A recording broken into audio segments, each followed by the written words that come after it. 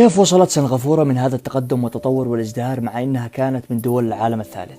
كيف وصلت لما هي عليها الآن من بلد فقيرة المساحة، لا موارد ولا مساحة كبيرة، والآن من بلدان العالم الأول في التطور؟ تعرفوا هذا اللي شفتوه؟ هذا هو لي كوان، أول رئيس وزراء لسنغافورة بعد استقلالها سنة 1959 واستلم الحكم سنة 1990. وشوفوا تطور من بلد كانت تعيش الفقر وكأنها بعصر أموي بدون أي تطور إلى البلد اللي هي فيها الآن. سنغافورة مساحتها كلها على بعضها 730 كيلومتر، يعني ما وصلت حتى 1000 كيلو.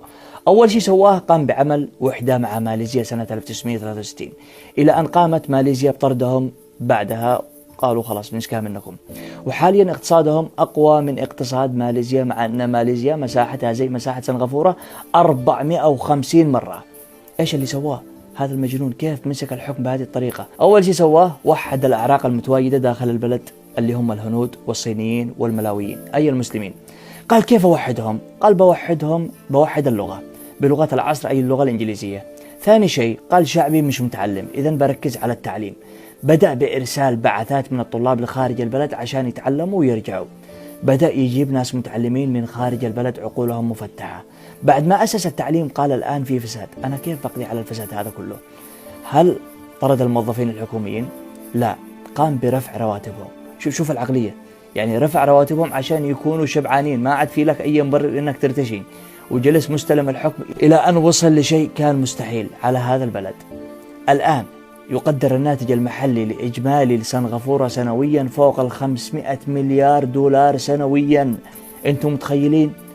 سنغافورة نهضت بحاكم واحد، وهذا الحاكم قدر أنه يغير سنغافورة.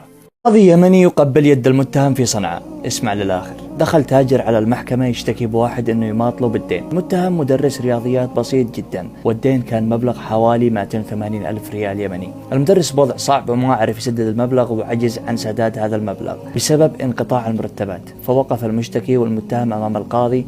القاضي يطالع فيهم وعنده نظارة ينزلها، نظارة كذا، ويطالع ملامح المدرس مش غريبة عليه، ويقول بينه وبين نفسه هل هذا المدرس اللي أعرفه منذ الصغر وكان يلبس بدلة أنيقة وكان له حضور وهيبة أمام كل طلابه؟ بنفس الوقت قلب القاضي بيدق، لأنه هذا المدرس اللي كان يشجعه ويحفزه أنه يثابر ويواصل ما يستسلم. وصلت فيه الحال وكيف صار كذا شاحب الوجه نحيل، هموم الحياة غيرت ملامحه. القاضي ينادي الحارس وكلمه في إذنه. الحارس هز راسه ومشى. بعد ما سمع القاضي إلى رد المدرس ليش ما سدد الدين اللي عليه ويستمعه، كان هدف القاضي المماطلة عشان ينتظر إشارة من الحارس، إلى أن أشر الحارس للقاضي بدون ما في أي أحد يعرف من الحاضرين. القاضي أخذ المطرقة وأعلنت المحكمة أنه تم سداد الدين كامل حق المتهم في خزانة المحكمة. المدرس انصدم، من اللي سدد ديني؟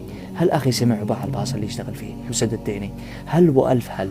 انتهت الجلسة وخرج المدرس وهو يتساءل عدة تساؤلات، إيش اللي حصل ومن اللي سدد هذا الدين؟ فجأة القاضي يخرج من سيارته ويوقف في منتصف الخط ويقول أستاذ محمد تعال بنوصلك معنا. الأستاذ محمد يشوف هذا القاضي فركب السيارة معاه وساكتين ولا كلمة داخل السيارة، إلى أن وصلوا ووقفوا جوار مطعم ونزلوا كلهم من السيارة والقاضي واللي معاه بالسيارة، ودخلوا المطعم وطلبوا الأكل. وجلس القاضي يمزح مع الأستاذ، والأستاذ عاد ما عرف من هذا القاضي اللي أمامه. القاضي بدأ يمازحه عشان يكسر الحاجز اللي بينه وبين المدرس.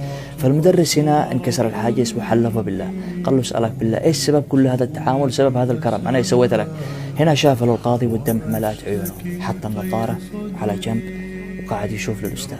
قال له يا أستاذ القدير، هل تذكر طالب في الصف الأول إعدادي وكان يرتجف برد في الشتاء لأنه ما عنده معطف، فخلعت له معطفك بعز البرد والشتاء ولبسته هذا الطالب وقلت له بالحرف الواحد أنت مشروع قاضي عظيم لهذه البلد، فلا تخلي البرد يوقف علمك. بدأ الأستاذ يقلب ذاكرته ويرجع للوراء والزمن، وتذكر ملامح الطالب أحمد الذكي، أذكى طالب في صفه. قال له أحمد أنت أحمد. القاضي هنا ما قدر يتمالك نفسه، فوقف أمام الكل جنب المرافقين والناس، فاقترب من هذا الأستاذ وانحنى له ومسك يده ويقبلها والدموع مليان خده. المعلم مهما أخذ الزمن من شكله وهيبته، ولكن هيبته الفعلية ووقاره تبقى محفوظة في القلب لا تنسى.